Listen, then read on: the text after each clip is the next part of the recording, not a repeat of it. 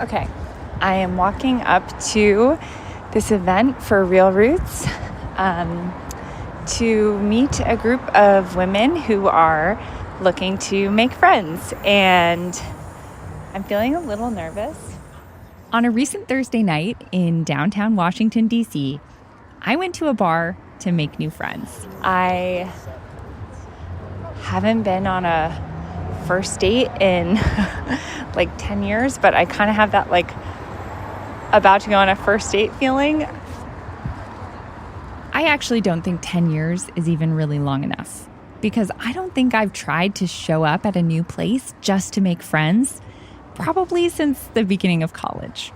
So yeah, I was pretty nervous.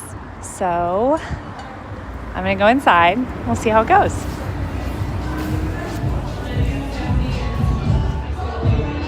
Real Roots is an app that matches you with a group of new potential friends. In other words, basically strangers. And it's trying to solve this problem that a lot of people have. It's not just me. It's really hard to make new friends as an adult. There were a couple dozen women at this bar for the same reason I was. Yeah, so I'm someone who likes to try and push myself and try new things, and I also really enjoy meeting new people. I grew up with social anxiety, and now that I'm an adult, it's actually really hard to make new friends because I just work and sleep. I work from home, so pretty isolated. I have been for a little while. I've been here about a year. Making friends as a grown-up is hard.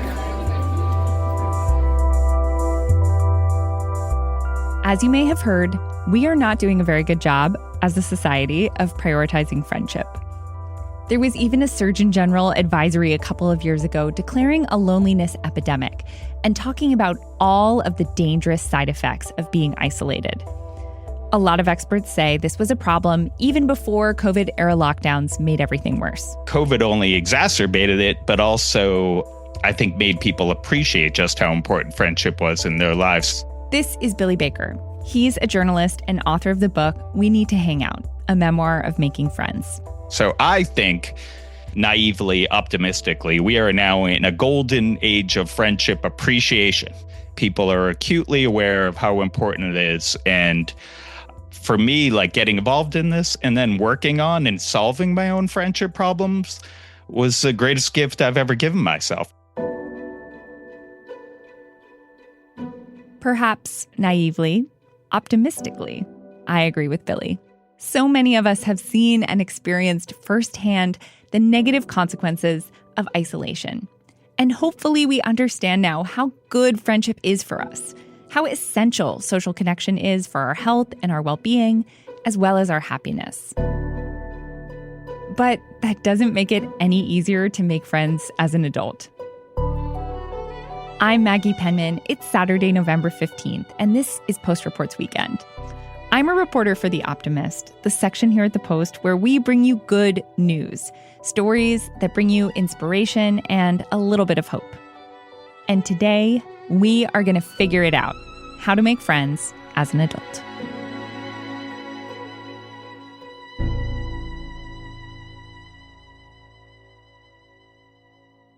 For Billy Baker, this all started with an assignment from his editor at the Boston Globe. He wrote Billy an email that said, "We have a story we think you'd be perfect for." And so I marched down to his office and said, "Lay it on me." And he looked at me and said, "I want you to write an article about how middle-aged men have no friends." And I think initially I was offended. Billy had just turned 40 at the time. So first of all, he was like, who are you calling middle-aged? But secondly, Billy was like, wait, I have friends. I have a lot of friends, actually. Right?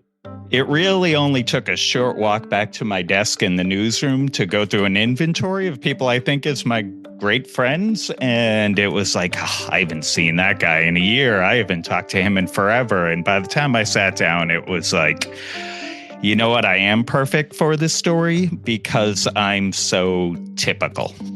So Billy wrote the story.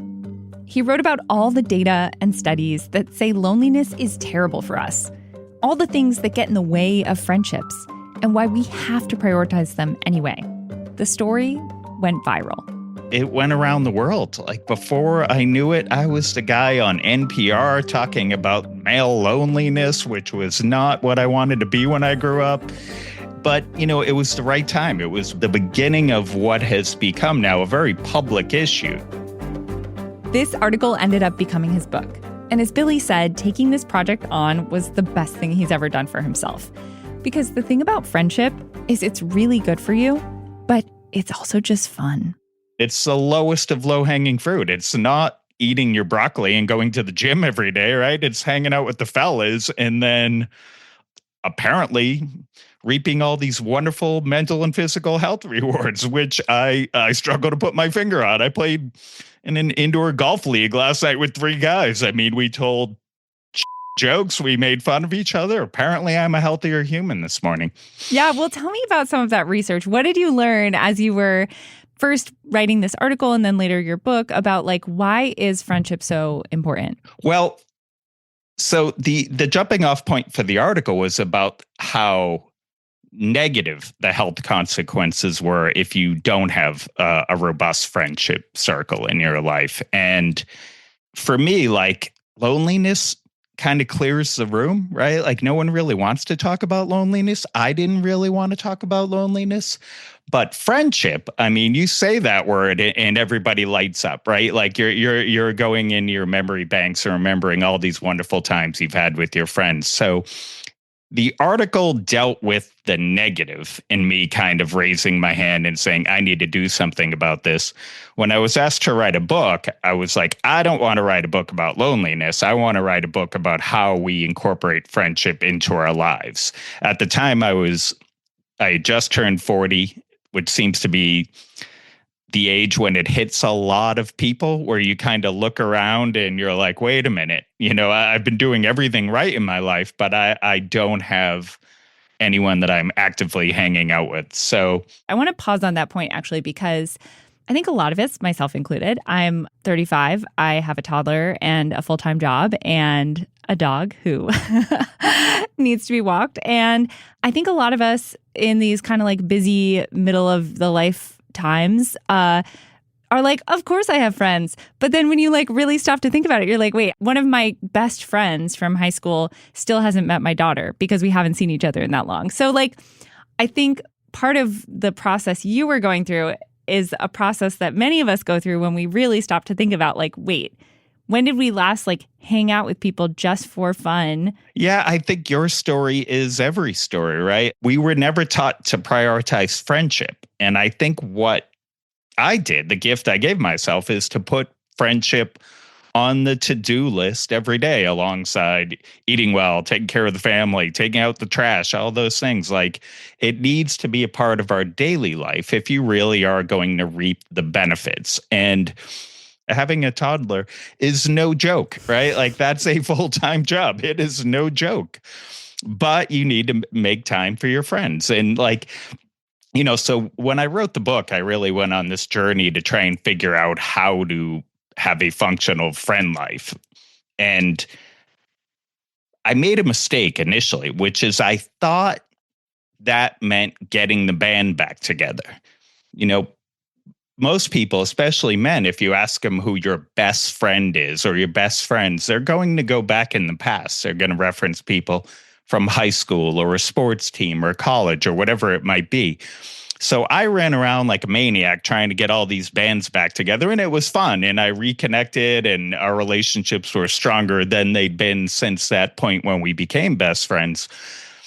But the past is a nice place to visit, but you can't really live there. So I had to address a situation that I think many people find themselves in. I don't live where I grew up anymore. I had done the proverbial thing where we had our second kid and we moved to the suburbs, and I thought I was going to be broing out with the dads on the sideline. And, there were a few I feel like I connected with. But at the end of the day, I became my sort of jumping off point for what I wanted was when I was writing the original article, I had referenced these older guys that live in my town who have this thing they call Wednesday night. And it's not even an event. It's a promise that every Wednesday night we'll get together and we'll do something, anything. And Wednesday nights would come around for me, and it was like, I have nobody to hang out with tonight, right? And you feel a little guilt in that because I have like wonderful children, a wonderful wife, and all these things are going right, but that was missing. So I shifted my focus. The book really has kind of two cycles. The first half, I'm trying to get the bands back together. The second half is realization that like, I need to have friends where I am right now in my life. And I mean, there are a million jokes about being a man over 40 trying to make friends. Like there's this meme of Jesus at the Last Supper where it's like his greatest accomplishment was still having 12 friends in his 30s, right? Like, and so I had to start a new band, and it was silly. It was a little vulnerable. What I had to do is basically say to those men I knew from various quarters of my life, in not these exact words, but the sentiment was correct. Like, I feel a spark when I'm around you. You know, like I light up a little when we're together. Like we need to hang out, right? Like, and what was the reaction that you got when you would say that to people? I will say that vulnerability for me was always rewarded. You know, it is a scientific fact. Going into the science of how friendship works is so fun, and it's so evil in some ways. Like you learn all these things that are really human bonders. One is that we like people that we know like us. Yeah. Like we are just simply like, yeah, it's that simple. The other is that one of the greatest bonding mechanisms ever created is mutual dislike of a third party. So, you know, so complaining about like the soccer coach who coaches your kids' team, or yeah, those are connectors, right? They feel a little naughty, but they're there. So I tried a million things, and I tried to, because I was writing a book, figure out what is this thing that you need to make friendship work. And I had a stupid Post-it note on my wall for a couple of years that said that thing. And I was trying to figure out what that was. And the closest thing I could think of to it was Velcro. But Velcro feels a little harsh, right? There's something, you know, it makes this violent noise when you take it apart. And then I started reading about Velcro. And Velcro was invented by the scientist who was walking through a field with his dog and wondering why his socks and his dog were covered in these burrs. And he looked at them under a microscope, and he saw that they had little hooks. And so he created a synthetic version of that he called Velcro, and he named it using a portmanteau of the French words velours and crochet, which if you translate that literally means velvet hook. And that hit me. I was like, that's the right term for that thing you need. You need a velvet hook. You need some soft connector that's regular, that's on the schedule, that keeps you connected. You need a way to be friends with your friends. After the break, with Billy's coaching, I try to make a new friend. We'll be right back.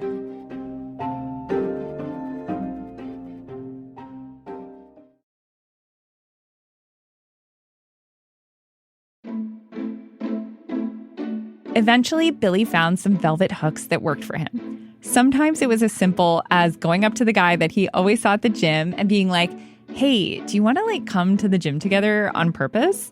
Or in Billy's words, I would text him and be like, yo, bro, you want to throw some weights around? You know, whatever corniness would get him in the door. Then he went on to start his own version of Wednesday nights, to start to create a regular, predictable community where he lived, putting friendship on the to-do list every week. You know, it's so silly. But at the end of the day, I went from a guy that didn't have anything to do on a Wednesday night to now I've got a roster of different people. Ultimately, I tried to start a Wednesday night group of my own. That was the conclusion of the book. And it was okay. It felt a little forced, you know, sitting around. First, we met in a barn. Then we were hanging out around campfires. It became different things. But that Wednesday night group still works, but in smaller groups. They're now sometimes hanging out without me. I'm like, whoa, I introduced you guys. What, the three of you are now doing this? I mean, it's working well. And I think that, another cool thing about the science is thinking about the group size. So 3 people is what they call the laughter group. If you want to have a laugh, 3 is the right number. If you want to have a conversation, 4 is about the limit.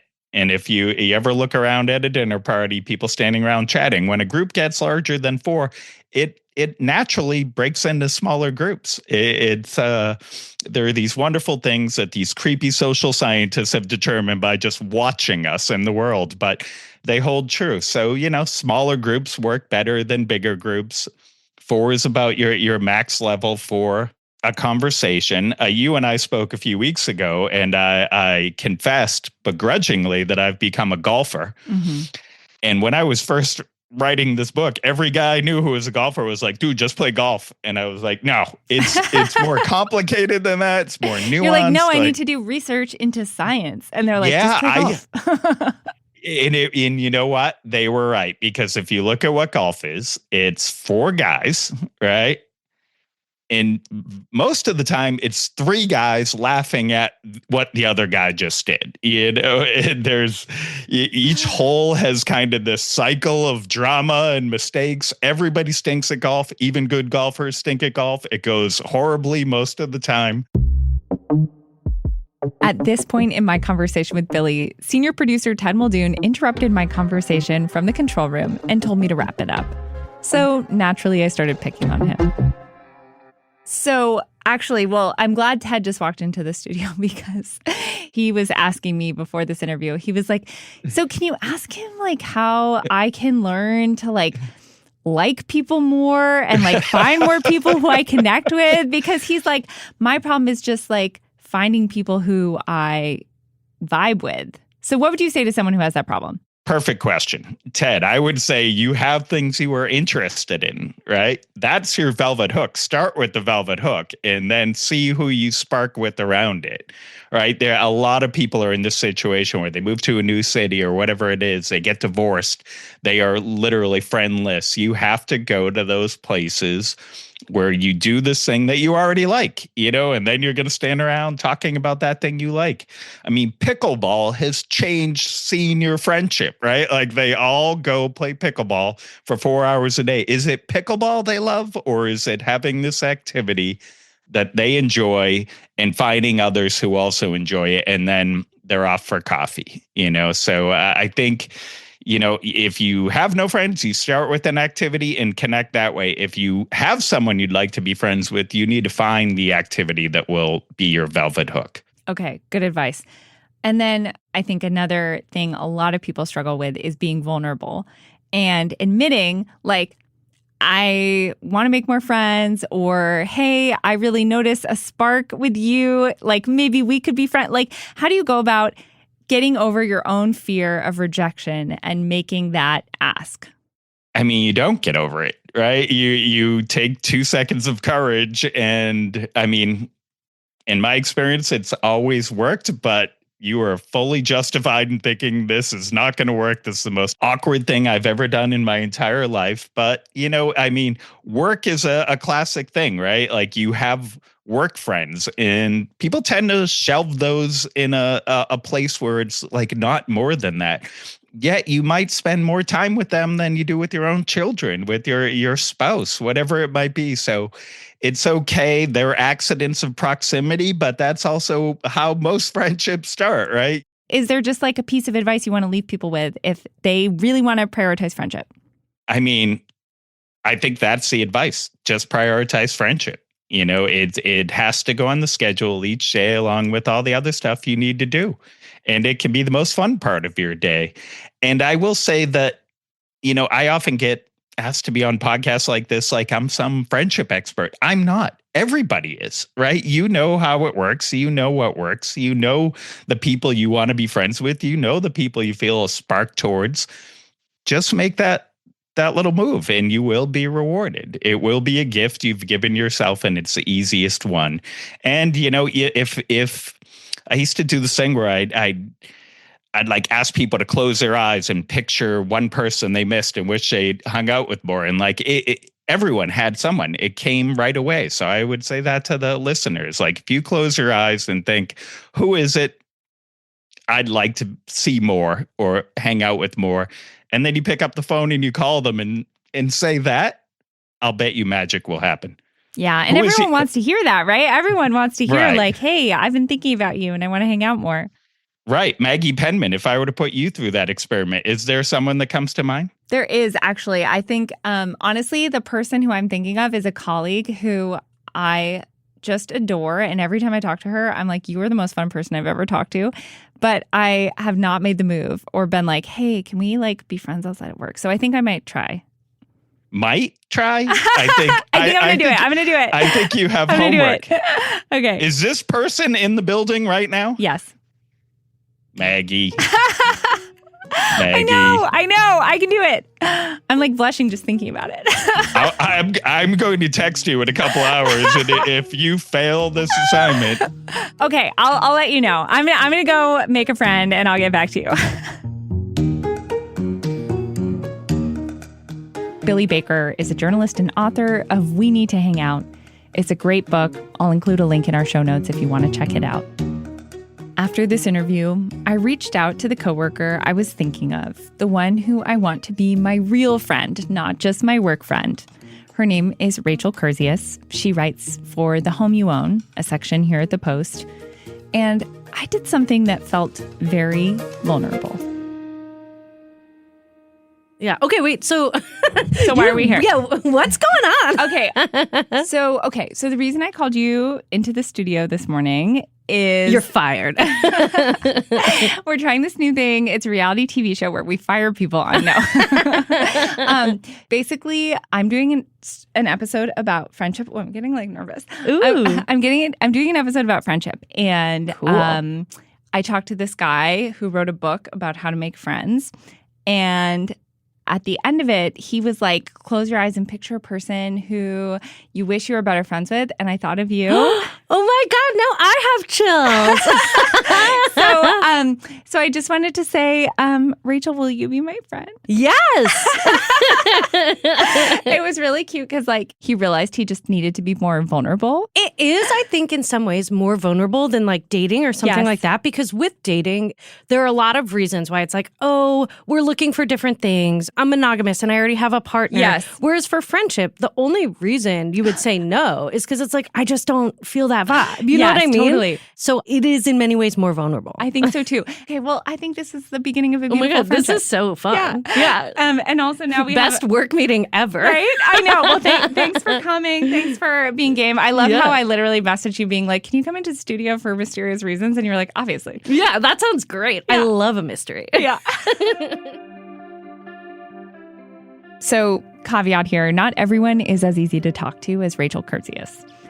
But the thing about being vulnerable is it does work. The event that I went to at that bar to try to make friends, I'll admit it was a little awkward at first, but everyone knew we were all there to make connections. I ended up having some really great conversations and meeting people I never would have met otherwise. A professional ballroom dancer, a nurse who works with patients who have dementia, an aid worker who travels for work to places like Sudan. I'm not sure yet how many lasting friendships will come out of it, but I believe that Billy's right. If you keep putting yourself out there and putting friendship on the to-do list near the top, eventually something will click. I'm Maggie Penman, and I'm here most Saturdays bringing you optimistic stories to cleanse your feed. If you want more content like this, subscribe to our newsletter. And if you think there should be an Optimist podcast, email me so I can forward it to my boss. My email is maggie.penman@washpost.com. Today's episode was reported and produced by me with help from my friend, Ted Muldoon. He also mixed the show. My editor is Allison Klein. That's it for today. Call your friend or make a new one and have a great rest of your weekend.